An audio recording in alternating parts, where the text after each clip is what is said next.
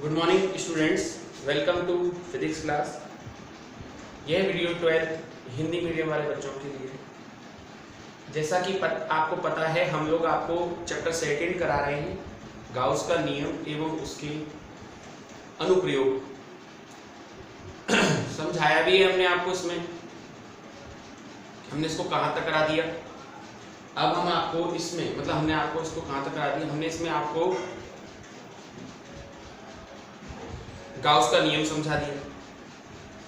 Gauss का नियम क्यों यूज किया जाता है, बहुत अच्छे तरीके से बताया था कि गाउस के नियम का उपयोग सतत आवेश वितरण के द्वारा विद्युत क्षेत्र की तीव्रता का मान ज्ञात करने में किया जाता है। गाउस के नियम का उपयोग, ठीक है। अब बात आती है कि सर ये क्या कहते हैं, गाउस का नियम का जो स्टेटमेंट था वो ये था, गाउस के नियम के अनुसार किसी बंद काल्पनिक पृष्ठ, जिसको हम लोग क्या कहते हैं, गाउसीय पृष्ठ से निर्गत कुल विद्युत फ्लक्स उस पृष्ठ में उपस्थित कुल आवेश तथा निर्वात की विद्युतशीलता के अनुपात के बराबर होता है। यही था ना। तो अब देखो सर, ये था फाई ई बराबर ई वेक्टर डॉट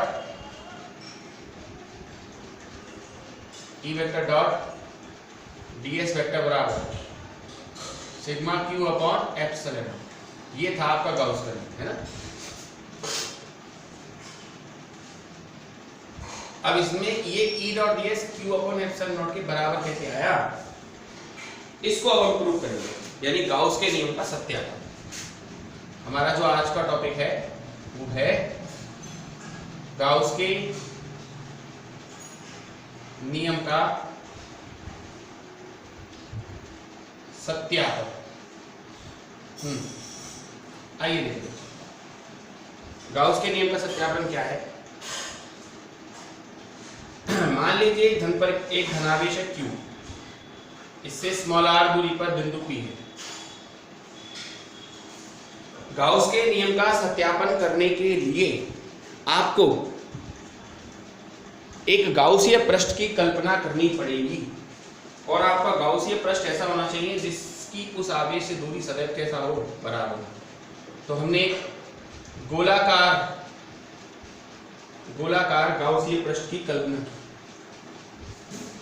और इस पृष्ठ पर हमने अल्पांश क्षेत्रफल ds को माना। हमने एक गोलाकार गाउसीय पृष्ठ की कल्पना की जिस पर हमने एक अल्पांश क्षेत्रफल ds को मान लिया। तो इससे निकलने वाला हमको क्या चाहिए, फ्लक्स चाहिए। तो अल्पांश की दिशा सदैव लंबवत कहाँ होती है, बाहर की ओर।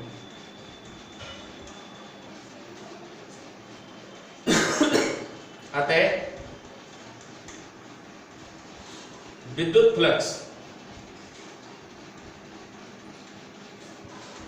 फ्लक्स कितना होता है, विद्युत फ्लक्स फाई ई बराबर sign of integration with property area E dot ds, यही होता है। और E ds बराबर हम जानते हैं E dot ds, A dot b बराबर A b cos थीटा होता है ना। तो पहले तो यहां लिख दो फाई E बराबर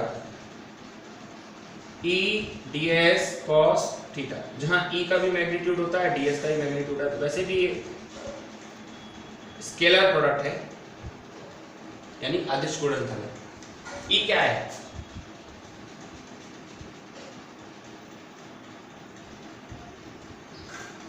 बिंदु आवेश के कारण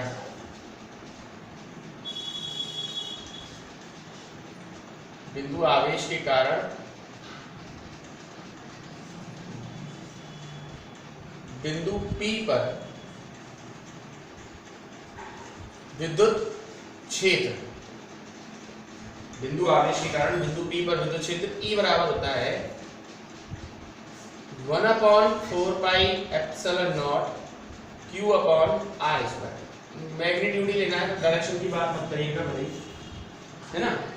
ये बिंदु आवेश के कारण विद्युत क्षेत्र की तीव्रता है। अब इस मान को रख दीजिए, फाई ई बराबर Q upon 4 pi epsilon not into r square, ठीक है, ds cos थीटा। अब इसमें से जो चीज नियत है उसको बाहर निकाल दीजिए, यानी कि q upon 4 pi epsilon not को आप बाहर निकाल s ds cos theta upon क्या आएगा r स्क्वायर। आपने q upon 4 pi epsilon not बाहर निकाल लिया और अंदर की तरफ बचता है ds cos theta upon r square. अब ये क्या चीज है ds cos theta upon r square, समझाता हूं आपको। ये ना ds cos theta upon r square जो है ठोस कोण है, आपने 11th क्लास में पढ़ा था इसको, ठोस कोण। किसी भी ठोस वस्तु में से काटा गया क्षेत्रफल और त्रिज्या के वर्ग का अनुपात ठोस कोण कहलाता है। ठोस कोण जिसका अधिकतम मान, इंटीग्रेशन हो रहा है, इसकी अधिकतम वैल्यू 4 पाई है, तो फाई ई बराबर क्या आएगा q upon 4 pi epsilon not into 4 पाई। 4 पाई से 4 पाई कैंसिल और फाई ई बराबर क्या आया q अपॉन एप्सिलॉन। और यही तो प्रूव करना था। Sign of integration with property area e vector dot ds vector बराबर क्या होगा a डॉट b बराबर e ds बराबर हो जाएगा q अपॉन एप्सिलॉन नॉट। तो ये फाई ई बराबर आएगा। ये है गाउस के नियम का सत्यापन, यानी गाउस के नियम से हमने इस बात को प्रूव किया है कि गाउस के नियम से इस बात को प्रूव करके आंसर हमने इसका प्राप्त किया है, ठीक है। तो ये हमारा एक तरह से देखा जाए तो डेरिवेशन रहा है ना, तो इसको आप देखिए, इसके बाद हम आगे चलते हैं। आप अच्छी तरीके से देखिए इसको बच्चों।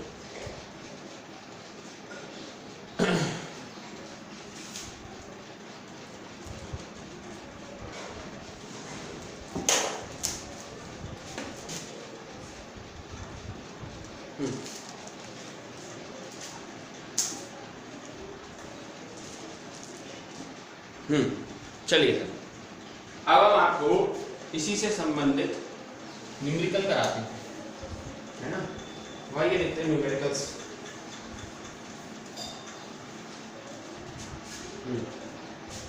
न्यूमेरिकल देखते हैं। इसमें सबसे पहला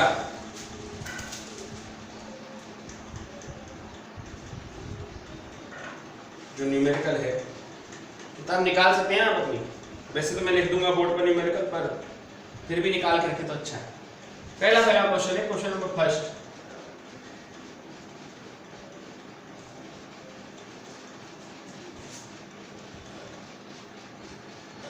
किसी बंद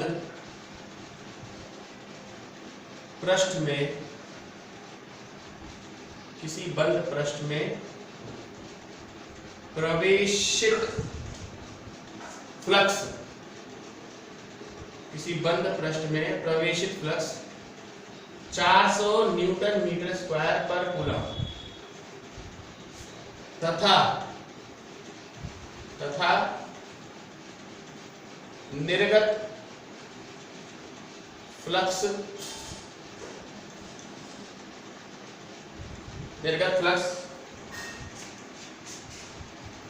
800 न्यूटन मीटर स्क्वायर पर कूलम है।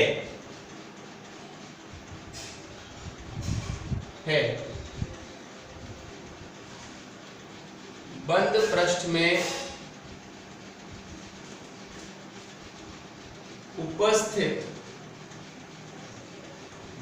में उपस्थित आवेश का मान ज्ञात करो। आइए देखते हैं क्वेश्चन। कल मैंने आपको बहुत अच्छी तरीके से समझाया था कि जो फ्लक्स निर्गत होता है, दो तरह के फ्लक्स होते हैं, एक निर्गत और एक होता है प्रवेशित। निर्गत फ्लक्स हमेशा धनात्मक 800 और प्रवेशित फ्लक्स ऋणात्मक -400। आंसर है न्यूटन मीटर स्क्वायर पर कूलम। न्यूटन मीटर स्क्वायर पर कूलम। तो कुल फ्लक्स कितना होगा? कुल फ्लक्स फाई बराबर, फाई निर्गत प्लस फाई प्रवेश, ठीक है। तो फाई बराबर क्या आएगा, विद्युत फ्लक्स, कुल विद्युत फ्लक्स फाई ई बराबर 800 माइनस 400, आंसर आएगा इसका, मतलब यहाँ 800 है माइनस 400, आंसर आएगा 400 न्यूटन मीटर स्क्वायर पर कूलम। क्वेश्चन की डिमांड है, आपसे पूछा जा रहा है बंद पृष्ठ में उपस्थित आवेश। आप जानते हैं गाउस का नियम पढ़ा आपने,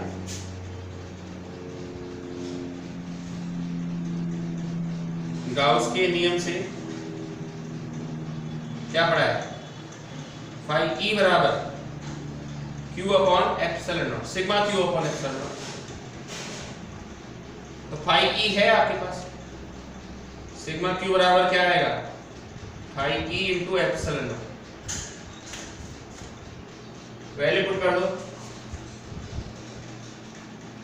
फाई ई की वैल्यू कितनी आएगी 400 और एप्सिलॉन नॉट की वैल्यू 8.85 गुणा 10 की घात माइनस के 12, 4 का गुणा कीजिए, 4 पंजे 20, हासिल लगी 2, 4 अट्ठे 32 और 2 34, हासिल लगी 3, 4 अट्ठे 32 और 3 35, 33.40 40 और 10 की घात माइनस 10, या 3.54 गुणा 10 की घात माइनस के 9 कूलम, जिसको हम लोग 3.54 नैनो कूलम भी लिख सकते हैं। तो ये आपका पहला क्वेश्चन है। ऐसे ही क्वेश्चन अक्सर बोर्ड एग्जाम्स में पूछे जाते हैं। बच्चों ये तो मान के चलिए कि किसी भी एग्जामिनर का ये उद्देश्य नहीं होता कि बहुत लंबी लंबी कैलकुलेशन कराई जाए हमसे। हर एग्जामिनर चाहता है कि छोटे में, मतलब आपकी बात तो पूरी सही हो, लेकिन वो ऐसे कहना चाहता है कि फॉर्मूला आपने सही उस पर इम्पोज किया हो, ठीक है। तो ये पहला न्यूमेरिकल था, एक बार इसको देखिए फिर आगे बढ़ते हैं।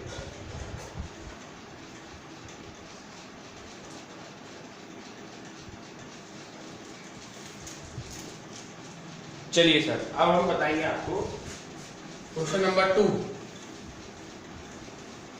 क्वेश्चन नंबर 1 तो आपका हो ही गया, अब हम आपको समझाते हैं क्वेश्चन नंबर 2। मैं बोर्ड पे लिख रहा हूं क्वेश्चन नंबर 2 को। ये है 2.4 मीटर व्यास, 2.4 मीटर व्यास के किसी एक समान 2.4 मीटर व्यास के किसी एक समान आवेशित चालक गोले का पृष्ठ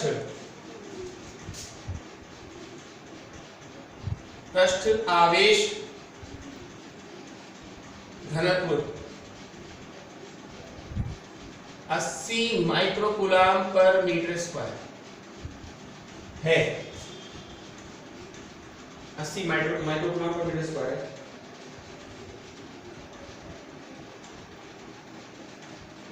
गोले का आवेश एवं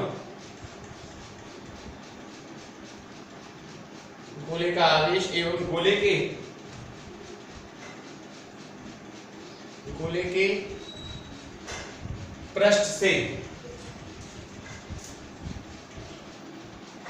निर्गत कुल विद्युत फ्लक्स ज्ञात करो। हाँ जी, इसमें बच्चों 2 क्वेश्चन है ना, 2 क्वेश्चन है। सबसे पहले तो ढंग से देखना इसको, है ना। एक तो 2.4 मीटर, डायमीटर कितना है 2.4, तो त्रिज्या क्या हो जाएगी 1.2 मीटर। और गोले का पृष्ठ आवेश घनत्व सिग्मा बराबर क्या है 80 माइक्रोकूलाम पर मीटर स्क्वायर, बराबर क्या होगा 80 गुणा 10 की घात माइनस के 6 कूलाम पर मीटर स्क्वायर। आपको गोले का आवेश एवं गोले के पृष्ठ से निर्गत फ्लक्स निकालना है। तो आप जानते हैं पृष्ठ आवेश घनत्व पढ़ा है आपने, सिग्मा बराबर Q अपॉन A होता है, ये फॉर्मूला है पृष्ठ आवेश घनत्व। गोले का क्षेत्रफल क्या होता है 4 पाई r स्क्वायर, कैपिटल R कर लेंगे। तो Q बराबर कितना होगा 4 पाई r स्क्वायर इंटू सिग्मा। तो रखते हैं वैल्यू 4 पाई की जगह 3.14, r की जगह 1.2 गुणा 1.2 और इसकी जगह 8 गुणा 10 की घात माइनस 5। इसको हम ऐसे भी लिख सकते हैं ना 8 गुणा 10 की घात माइनस के 5 कूलाम पर मीटर स्क्वायर। अब आप इसको सॉल्व करते हैं, थोड़ी कैलकुलेशन लंबी है पर देखते हैं। 4 का इससे गुणा कीजिए 12.56 गुणा 1.44 गुणा 8 और 10 की घात माइनस 5 तो चल ही रहा है।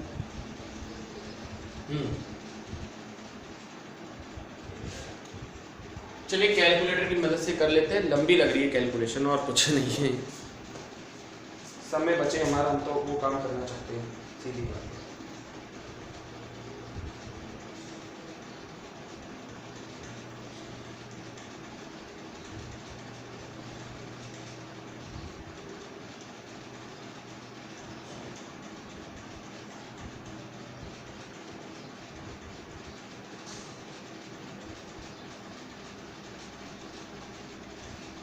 तो ये आंसर आएगा 144.69। एक मिनट रुकिए,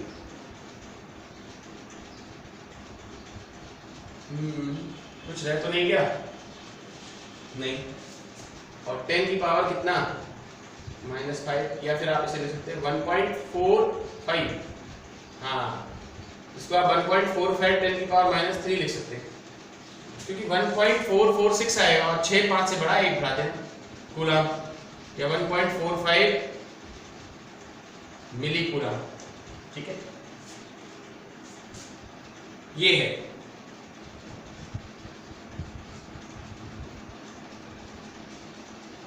ये आंसर है 1.45 मिली कूलाम। अब हमको निकालना है flux, total flux phi E बराबर क्या होगा Q अपॉन एप्सिलॉन। तो Q की जगह रखेंगे 1.45 10 की पावर -3 और एप्सिलॉन नॉट की जगह 8.85 गुणा, ये गाउस के नियम से है 10 की घात माइनस के 12। अब इसको सॉल्व करते हैं सर।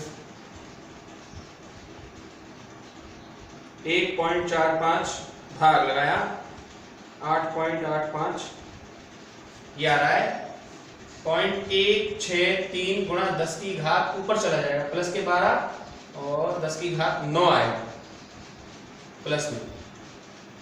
और सही तरीके से लिखना चाहें तो 1.63 10 की पावर 8 न्यूटन मीटर स्क्वायर पर कूलम।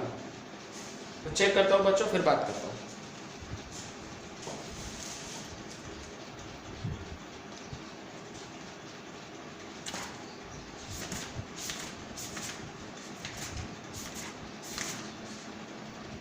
हाँ जी, पहला तो सही है और दूसरा भी हमारा सही है, दोनों सही है बच्चों।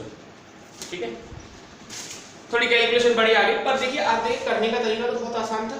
अब तक ये जो दो न्यूमेरिकल कराए वो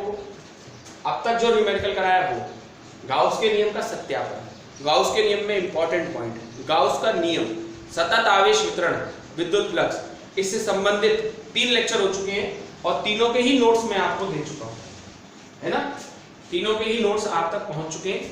आप उनको अच्छी तरीके से अध्ययन कीजिए उन नोट्सों का और सब चीज़ों को ढंग से समझने की कोशिश कीजिए। कोई ऐसी परेशानी वाली बात है नहीं, आपको बहुत आसानी से समझ में आ जाएगा। अच्छी तरीके से फिजिक्स जब ही चलती है जब हम अच्छी तरीके से मेहनत करें, ऑनलाइन लेक्चर को ढंग से देखिए और कई बार देख लिया कीजिए, अगर एक बार में नहीं बैठता समझ में तो ये तो फैसिलिटी आपके पास है तो आप इसे कई बार देख सकते हैं, क्योंकि इससे देखने से आपको काफ़ी हेल्प मिलेगी। डाउनलोड करके रख लीजिए, है ना। ओके, तो आज के लिए बहुत है बच्चों, दैट्स ऑल फॉर टुडे।